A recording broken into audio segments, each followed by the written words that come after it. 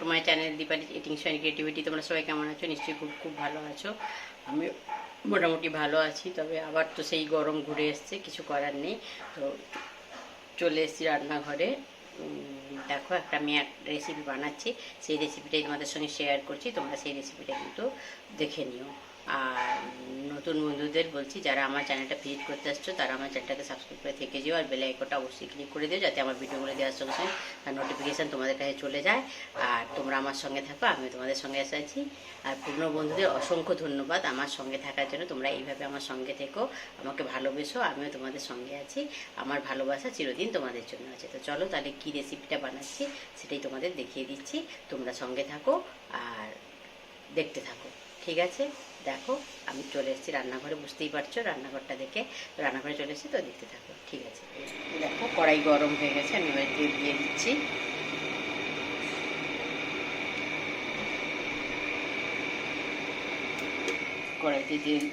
কড়াইতে তেল দিয়ে দিলাম, দিয়ে এবারে আমি দেখো চিংড়ি মাছগুলো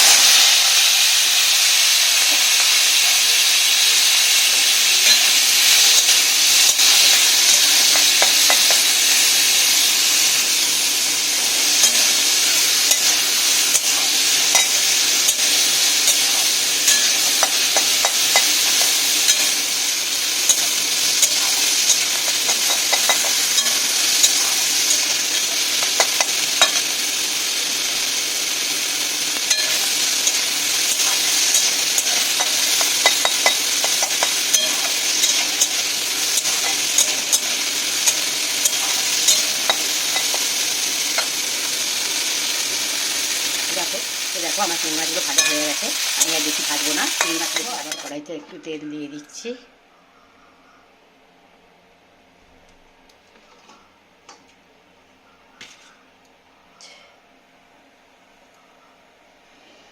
তো দেখো আমি কড়াইতে তেল দিয়ে দিয়েছি। এবার আমি একটু দিয়ে দেবো 5 ফোড়ন, আর দেবো একটু রাঁধুনি।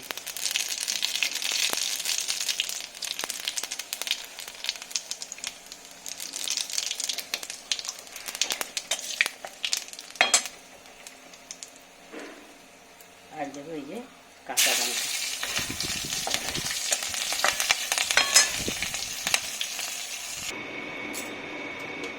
তো দেখো এবার আমি দিয়ে দেবো পেঁয়াজ কুচি।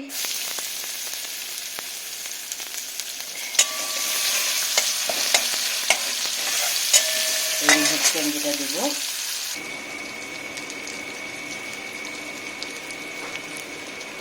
নুন দিয়ে দিলাম।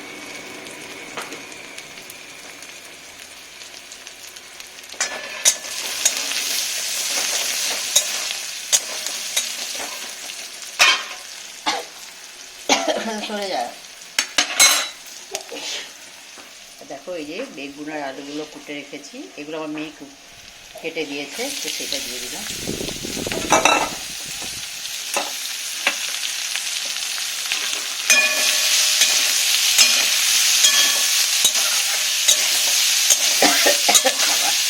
প্রচণ্ড ঝাঁঝ হচ্ছে আমার রান্না। দিয়ে দিলাম হলুদ।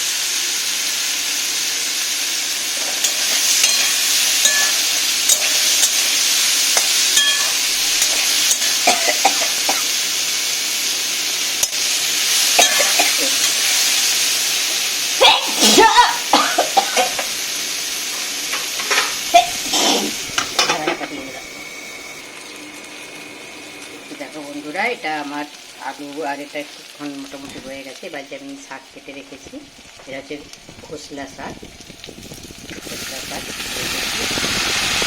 নোটে শাক, অনেকে নোটে বলে, সাদা নোটে, যেটা সাদা নোটে শাকটা, সাদা নোটে শাক আমি দিয়ে দিলাম।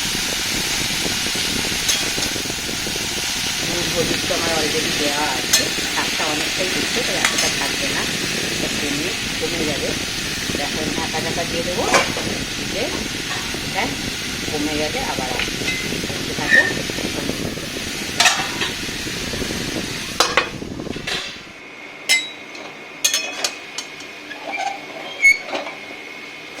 দেখো বন্ধুরা, এই যে শাকটাও আমার অনেকটা সেদ্ধ হয়ে এসছে।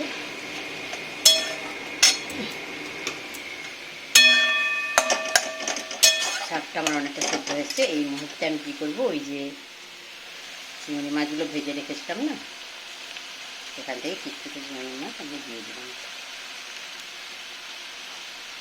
কিছুটা চিংড়ি মাছ আমি শাকে অ্যাড করে দিলাম। তো এটা শাক দিয়ে আলু বেগুন দিয়ে, আলু বেগুন আর চিংড়ি মাছ দিয়ে শাকের তরকারি করলাম। তরকারিটা খেতে কিন্তু দারুণ হয়।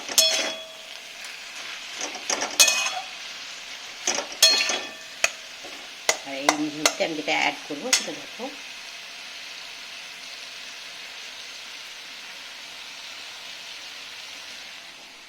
দেখো ওই যে সর্ষেটা বাটলাম না, ওই সর্ষে বাটা একটুখানি সামান্য,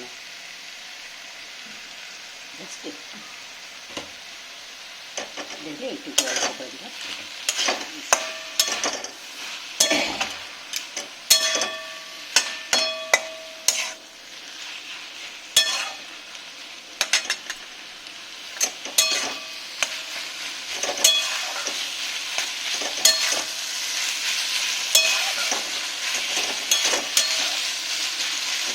রান্নাটা প্রায় হয়েই গেছে, শুধু চিংড়ি মাছগুলো দিলাম তো এই মুহূর্তে, তাই একটুখানি আমি এটা ঢাকা চাপা দিয়ে রেখে দেবো। তারপরে আর একটা জিনিস দেওয়া হয়নি, যেটা আমি এখানে অ্যাড করবো,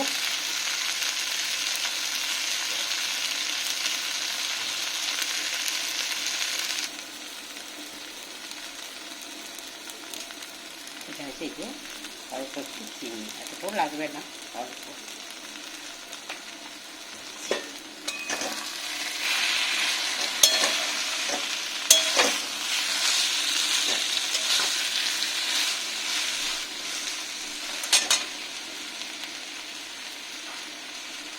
চিংড়ি মাছের সব এইগুলো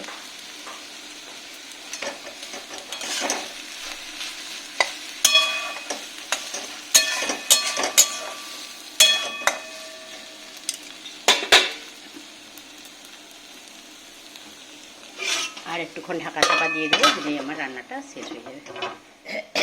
আমি গ্যাসটা অন করে দিয়েছি।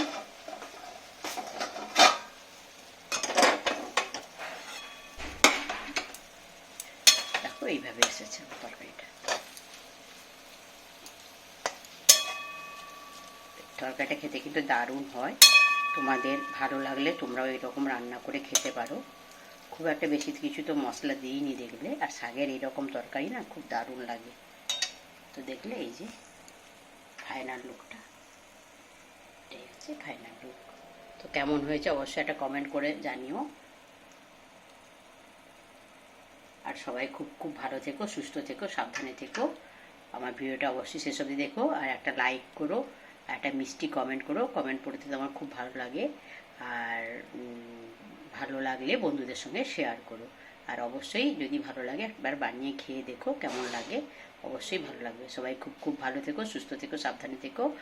আর গুড আফটারনুন, বাই।